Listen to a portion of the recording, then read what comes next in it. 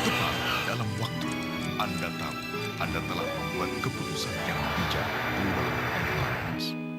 Assalamualaikum warahmatullahi wabarakatuh. Halo teman-teman, makasih udah klik video Clara More. Di kanal YouTube ini aku pengen ngomongin apapun yang pengen tak omongin, baik itu misteri, biografi, fenomena, ekonomi, kisah maupun tragedi. Dan hari ini aku akan membahas tentang kisah kejatuhan maskapai Buruk, perusahaan maskapai penerbangan swasta Indonesia yang cukup kondang nih di era 80-an sampai 90-an hingga akhir kebangkrutannya pada tahun 2005. Apa yang terjadi? Bagaimana sejarahnya? Yuk kita telisik keseluruhannya secara lengkap. Jadi stay tune dan tonton video ini sampai habis.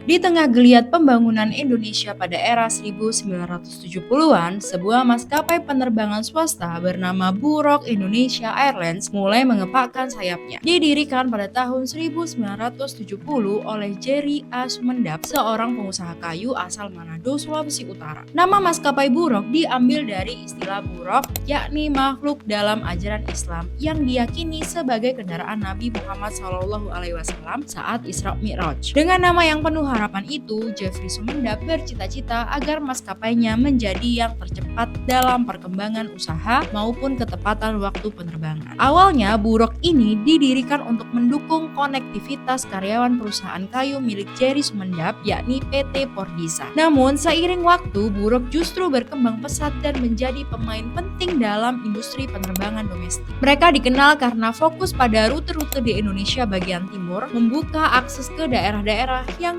sebelumnya sulit dijangkau. Dengan armada yang beragam termasuk Britten Norman atau BN Islander dan BN Trislander untuk rute pendek dan perintis, serta kemudian pesawat jet seperti Boeing 737-200, Buruk berhasil membangun jaringan yang luas. Maskapai ini adalah simbol ambisi dan semangat kewirausahaan swasta di tengah dominasi maskapai negara. Puncak kejayaan.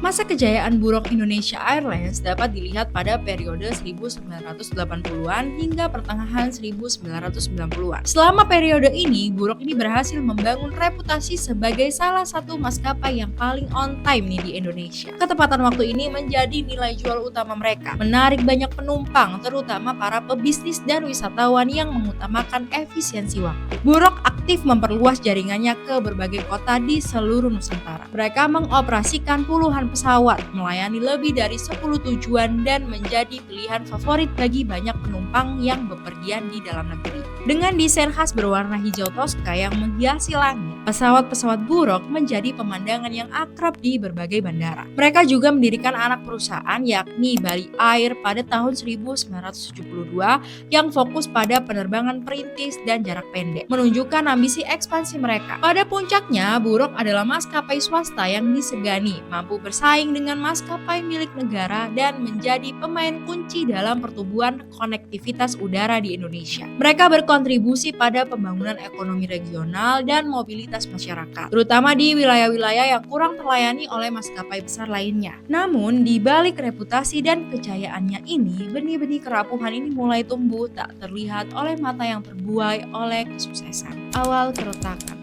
Di balik layar kejayaan Buruk, sebuah badai ekonomi dan masalah internal ini mulai berkumpul di Cakrawala, perlahan-lahan mengikis fondasi kokoh yang telah dibangun puluhan tahun. Kinerja Buruk mulai menunjukkan tanda-tanda penurunan signifikan sejak krisis moneter Asia pada tahun 1998. Krisis moneter 1998 yang menghantam Indonesia dengan sangat keras menyebabkan nilai tukar rupiah ini anjlok drastis dan ekonomi terpuruk. Industri penerbangan yang sangat bergantung pada biaya operasional dalam mata uang asing seperti harga pesawat, suku cadang, dan bahan bakar menjadi salah satu sektor yang paling terpukul. Buruk seperti banyak maskapai lain harus berhadapan dengan kenaikan biaya operasional yang melonjak tajam, sementara daya beli masyarakat ini menurun drastis. Selain dampak eksternal dari krisis moneter, Buruk juga mulai menghadapi masalah finansial internal. Meskipun detail spesifiknya tidak selalu dipublikasikan secara luas, indikasi awal masalah keuangan mulai terlihat. Maskapai kesulitan kesulitan membayar kewajiban kepada pemasok,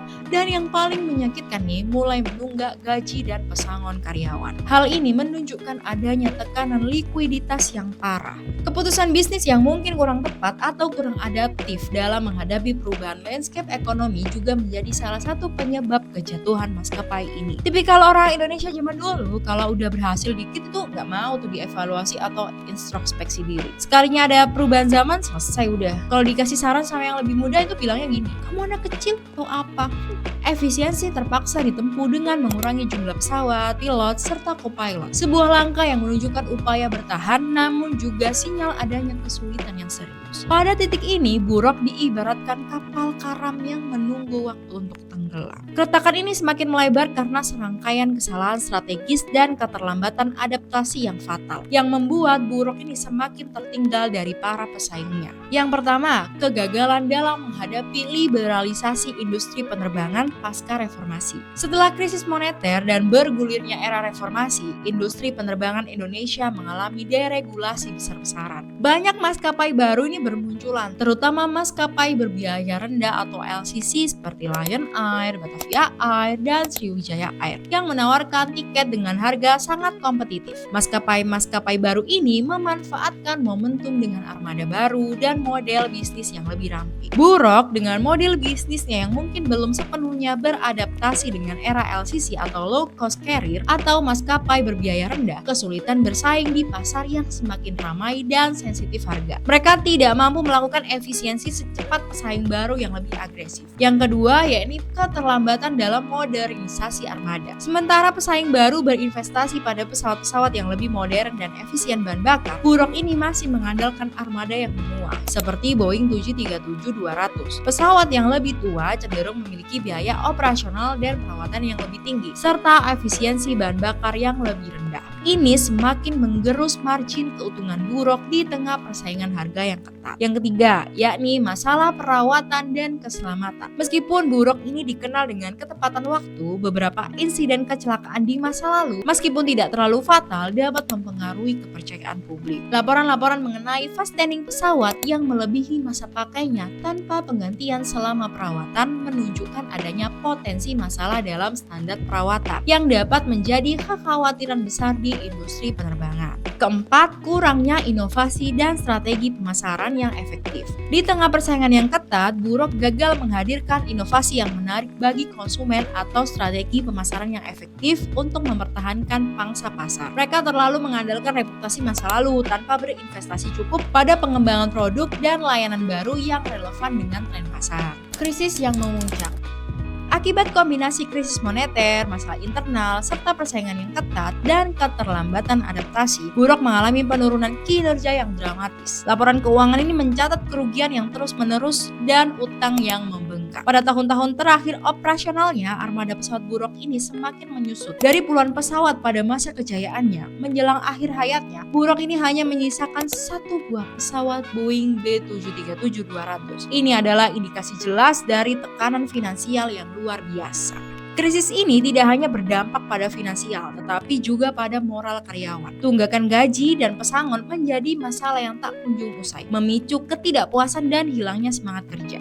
Maskapai ini tidak sanggup lagi membayar hutang kepada berbagai kreditur, termasuk untuk pesanan pencetakan barang yang telah jatuh tempo. Kondisi ini membuat operasional maskapai semakin tidak stabil dan kepercayaan publik serta mitra bisnis semakin terkikis. Buruk yang dulunya dikenal karena ketepatan waktu, kini berjuang untuk sekedar mempertahankan operasionalnya. Gugatan pilot dan perjuangan terakhir.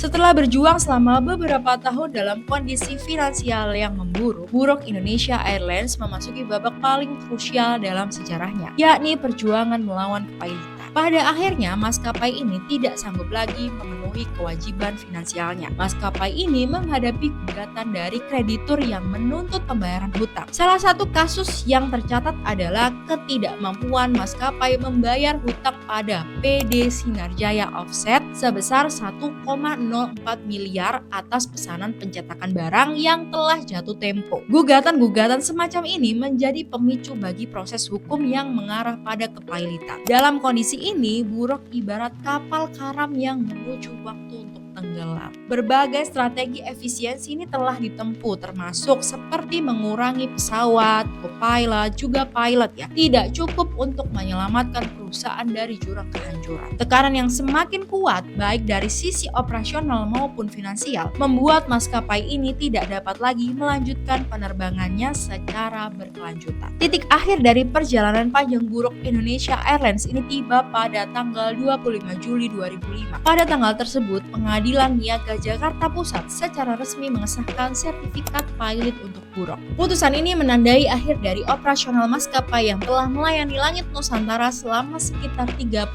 tahun. Dengan putusan pilot tersebut, maka Buruk Airlines secara resmi berhenti beroperasi. Pesawat-pesawat dengan desain hijau Tosca ini yang selama ini menghiasi langit Nusantara pun akhirnya berpulang ke jurang kehancuran bisnis dan tidak tampak lagi. Lisensi penerbangan maskapai ini kemudian dicabut pada tahun 2007, secara definitif mengakhiri keberadaan Buruk sebagai maskapai penerbangan. Pembubaran ini berdampak pada ratusan karyawan yang kehilangan pekerjaan dan hak-hak mereka, serta menimbulkan kerugian bagi para kreditur yang tidak dapat menagih seluruh hutang mereka. Aset-aset perusahaan jika ada kemungkinan besar dilelang untuk melunasi sebagian kecil dari kewajiban finansial yang menumpuk. Pelajaran dan kejatuhan.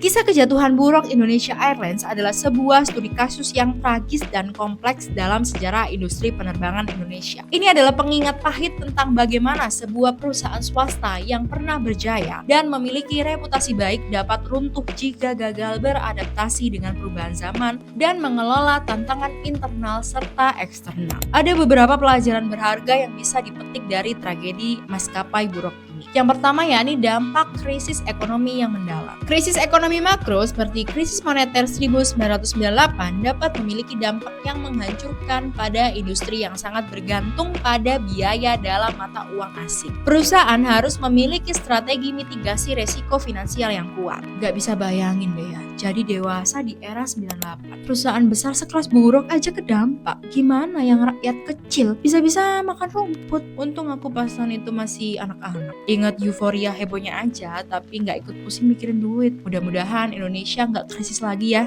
Amin. Yang kedua yakni disiplin finansial dan pengelolaan hutang. Masalah likuiditas dan hutang yang menumpuk tanpa kemampuan untuk membayar adalah resep menuju kehancuran. Pengelolaan keuangan yang cermat dan transparan sangat krusial bagi keberlangsungan sebuah perusahaan. Yang ketiga, adaptasi terhadap persaingan dan perubahan pasar. Industri penerbangan sangat dinamis dan kompetitif. Munculnya maskapai berbiaya rendah mengubah tren pasar secara fundamental. Maskapai harus mampu beradaptasi dengan model bisnis baru, berinvestasi pada armada yang efisien, dan menghadirkan inovasi layanan untuk tetap relevan. Yang keempat, pentingnya modernisasi armada dan efisiensi operasional. Mengandalkan armada yang menua akan meningkatkan biaya operasional dan mengurangi daya saing. Investasi pada teknologi pesawat baru dan efisiensi operasional sangat krusial untuk bertahan di pasar yang kompetitif. Yang kelima yakni kesejahteraan karyawan. Masalah gaji dan pesangon karyawan yang tidak terselesaikan ini dapat merusak moral, memicu konflik internal, dan berdampak negatif pada reputasi perusahaan. Karyawan adalah aset terpenting yang harus dijaga. Selanjutnya yakni pentingnya inovasi dan strategi pemasaran. Di tengah persaingan yang ketat, maskapai harus terus berinovasi dalam produk dan layanan, serta memiliki strategi pemasaran yang efektif untuk menarik dan mempertahankan pelanggan. Buruk Indonesia Airlines mungkin telah berpulang dan kini hanya tinggal kenangan, tetapi kisah mereka tetap menjadi pengingat yang kuat bagi setiap pelaku bisnis di Indonesia. Ini adalah cerminan pahit tentang kerapuhan, kesuksesan, dan pentingnya tata kelola yang baik, adaptasi yang cepat, serta fokus dalam keberlanjutan bisnis di tengah arus perubahan yang tak terelakkan. Tiupan angin terakhir yang membawa pesawat Buruk ke senja adalah pelajaran berharga bagi masa depan industri penerbangan di Indonesia. Nah, seperti itu kisah kejatuhan dari maskapai Buruk ya. Di sini ada yang punya memori tentang maskapai Buruk, pernah naik atau ada dari keluarga kalian yang pernah bekerja di perusahaan tersebut. Kalau kalian suka videonya, jangan lupa klik tombol like, bantu share video ini ke teman, sahabat, keluarga, pacar, atau tetangga kalian. Yuk tulis komen di bawah, isi dengan saran, kritik, maupun ide untuk video-videoku selanjutnya. Dan yang paling penting, jangan lupa subscribe untuk bantu aku membangun kanal video yang lebih baik. Aku Clara Mor, sampai jumpa.